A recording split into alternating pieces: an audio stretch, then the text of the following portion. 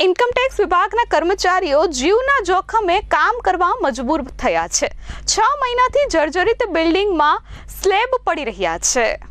સુરતના મજુરા ગેટ વિસ્તારમાં આવેલ 35 વર્ષ જૂનું ઇન્કમટેક્સ વિભાગનું ભવન અત્યંત જર્જરિત હાલતમાં છે, જેના કારણે 300 થી વધુ કર્મચારીઓના જીવ જોખમમાં છે।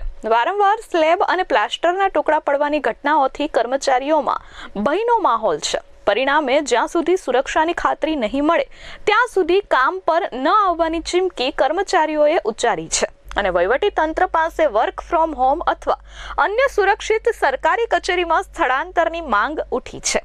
6 માળના આ ભવનની હાલત એટલી ખરાબ થઈ ગઈ છે કે બિલ્ડિંગમાંથી સીધા સળિયા દેખાઈ રહ્યા છે અને અવારનવાર સ્લેબના ટુકડા નીચે પડી રહ્યા છે। કામ કરતા એક કર્મચારીએ જણાવ્યું કે અમે રોજ નોકરી પર કફન બાંધીને આવીએ છીએ। મનમાં સતત એક જ ડર રહે છે કે જીવતા ઘરે પાછા ફરીશું કે નહીં। આ ભયનો માહોલ ત્યારે વધુ તીવ્ર બન્યો જ્યારે હાલમાં જ એક વખત ફરી સ્લેબનો એક ભાગ પડ્યો, જેના કારણે ગભરાઈને કર્મચારીઓ ઓફિસની બહાર દોડી આવ્યા હતા। मैं राकेश रंजन आयकर कर्मचारी महासंघ का अध्यक्ष हूँ। घटना बनी कि आयकर भवन पे बहुत सारा स्लैब अलग अलग जगह गिर रहा है, कहीं चट्टान गिर रहा है तो कहीं कॉलम भी है, पिलर में भी बहुत जगह दरार है। आज एक ऐसा चट्टान गिरा कि जैसे कि उससे खिड़की तोड़ते हुए अंदर घुसा। एक कर्मचारी हमारे बाल बचे आज।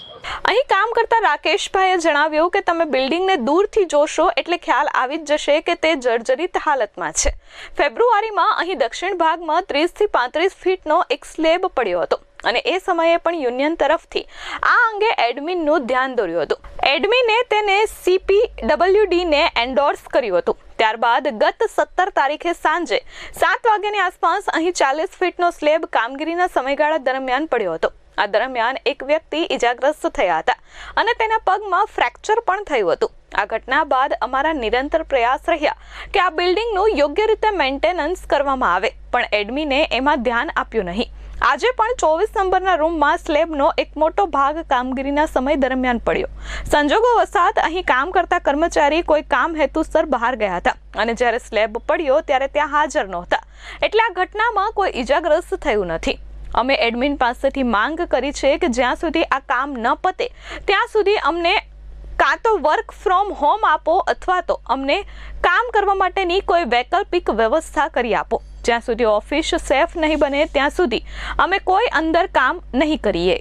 तंत्र से मांग है कि जल्द से जल्द इसका रिपेयर किया, तब जब तक रिपेयर नहीं होता है तब तक हमारे कर संग्रह जैसा कि आप जानते हैं कर जो होता है देश को चलाने के लिए बहुत जरूरी है और उसके लिए हम लोग देश के लिए कार्य करते हैं।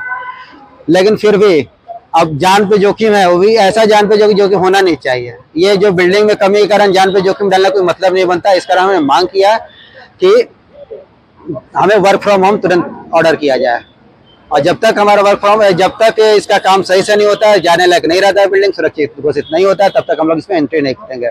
आज हमने प्रशासन के पास अपना पत्र डाल दिया। ब्यूरो रिपोर्ट S24 न्यूज़ सूरत।